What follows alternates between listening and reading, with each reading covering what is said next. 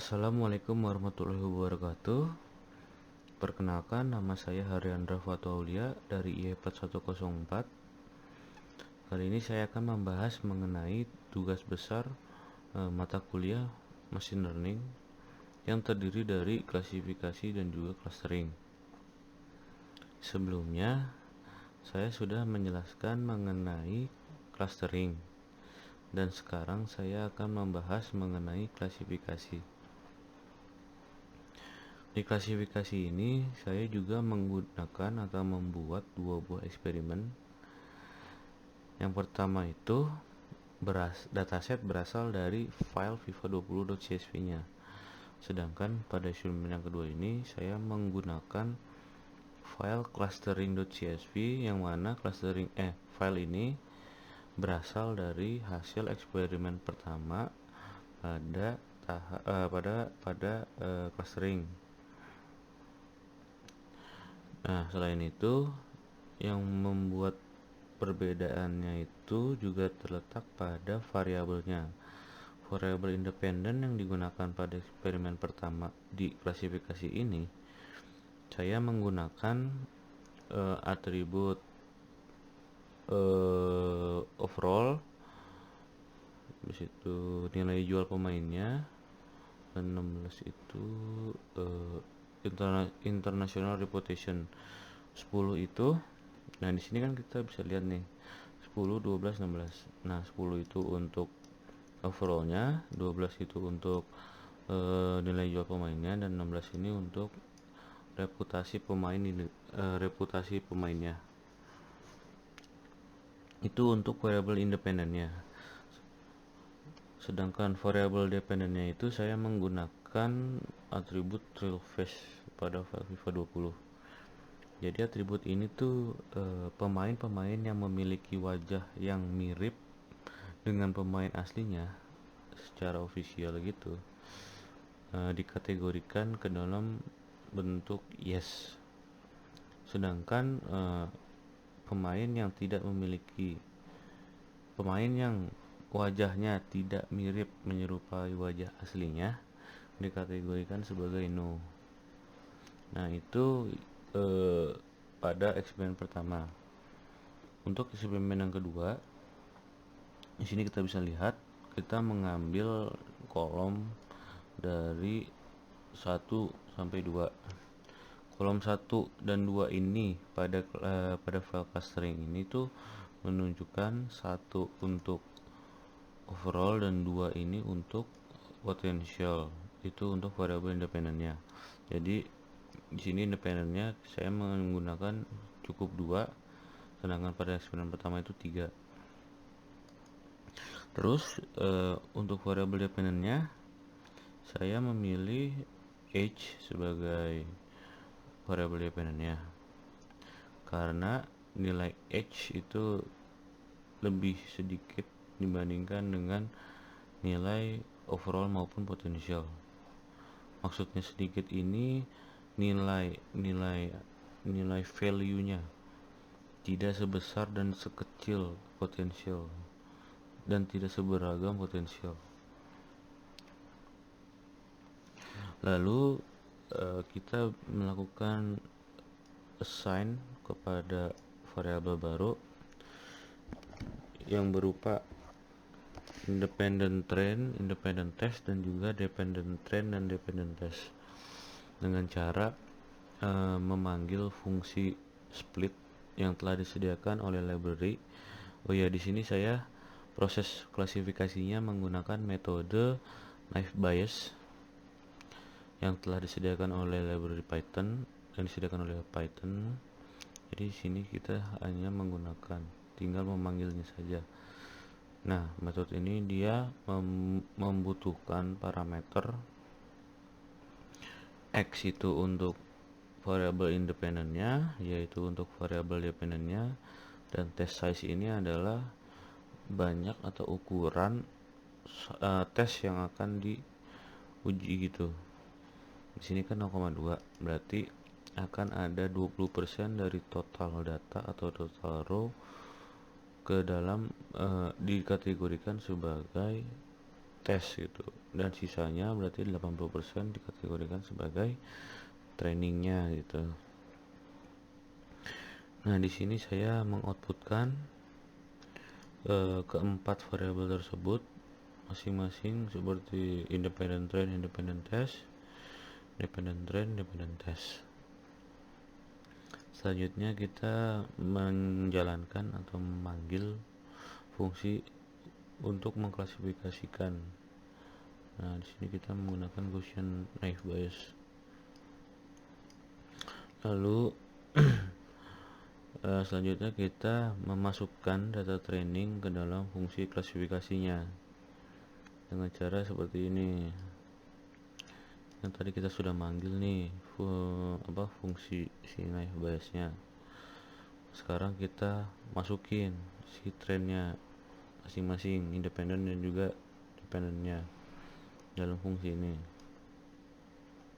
Habis itu kita menjalankan fungsi class count untuk penghitung atau mencari kelas-kelas atau apa ya namanya, memprediksikan ya akan ada berapa kelas gitu yang akan terbentuk.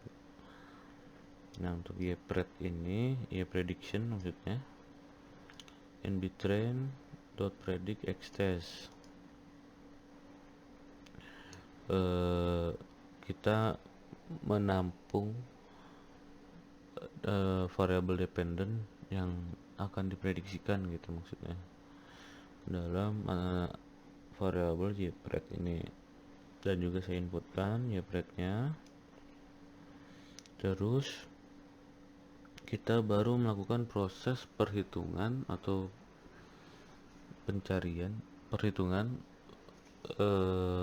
probabilitas dari si prediksinya dengan memasukkan si independent testnya. Ini saya outputkan juga hasil perhitungan probabilitasnya.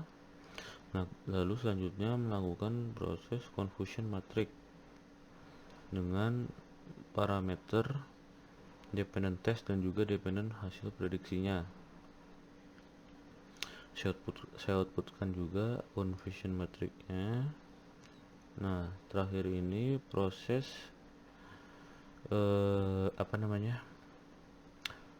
pengecekan apakah hasil prediksi ini telah sesuai dengan hasil aktual atau tidak gitu. Misalnya di aktual itu untuk dependent yang 0 itu, misalnya ini kan apa sih, real phase ya, berarti yes. Misalnya dependent yes itu di aktual ini ada berapa, atau diprediksikan berapa yang yes juga gitu. Proses ini kita bisa melihat yes-nya berapa, yes no-nya berapa, no yes-nya berapa, no-nya berapa. Seperti itu kurang lebih. Nah, yang ini terakhir ini kita melakukan report berupa akurasi dan juga lain-lain gitu.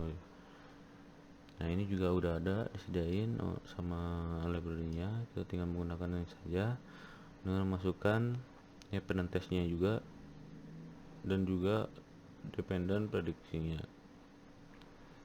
Nah, itu codingannya sama dengan eksperimen yang kedua. Prosesnya pun sama, yang membedakan hanya variabel independennya dan variabel dependennya. Untuk yang kedua ini menggunakan independennya 2 buah atribut, dan sedangkan yang pertama ini menggunakan 3 buah atribut. Selanjutnya kita coba jalankan programnya.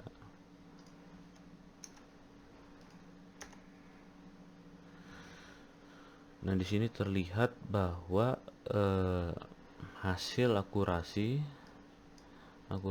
pada eksperimen pertama bernilai 0,91, sedangkan pada eksperimen kedua ini bernilai 0,17.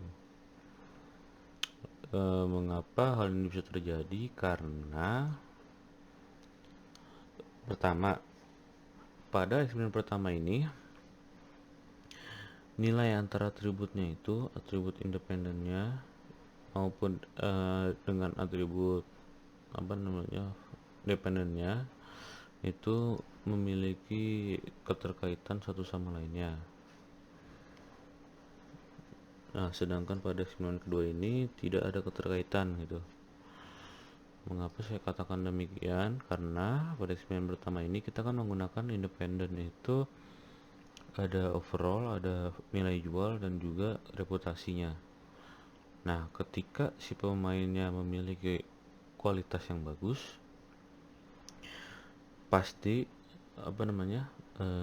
dia memiliki nilai jual yang besar gitu ya, dan juga dia memiliki reputasi yang baik. Contohnya Neymar misalnya, atau Lionel Messi, atau Cristiano Ronaldo gitu ya. Dia memiliki kualitas yang bagus, harga jualnya tinggi, dan juga reputasinya bagus. Nah, untuk dependennya, real face-nya di permainan FIFA 20 itu, pemain yang memiliki kualitas bagus dan juga reputasi yang bagus kemungkinan besar memiliki wajah yang mirip dengan wajah aslinya gitu. Makanya di sini saya katakan antara atributnya itu memiliki keterkaitan. Berbeda dengan eksperimen yang kedua ini. Eksperimen yang kedua ini kan atributnya itu untuk independennya ada potensial dan overall, dan juga untuk dependennya itu age. Antara age dan overall kan itu tidak terlalu berpengaruh ya. Maksudnya pemain tua juga masih ada yang memiliki kualitas bagus, dan ada pemain muda yang memiliki kualitasnya bagus. Untuk potensialnya juga itu kan menyerupai dengan overallnya. Jadi saya rasa tidak ada hubungannya. Makanya di sini akurasinya kecil. Selain itu juga untuk nilai atau value dari dependennya itu sendiri, untuk eksperimen pertama ini kan saya menggunakan real face.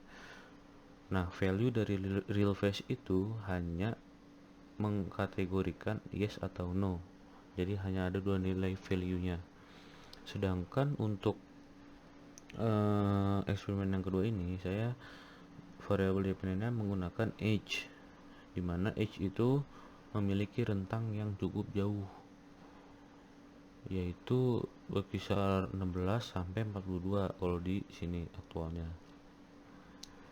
Nah, hal ini dapat menyebabkan proses pengklasifikasiannya semakin beragam, makanya memiliki akurasi yang nilainya rendah.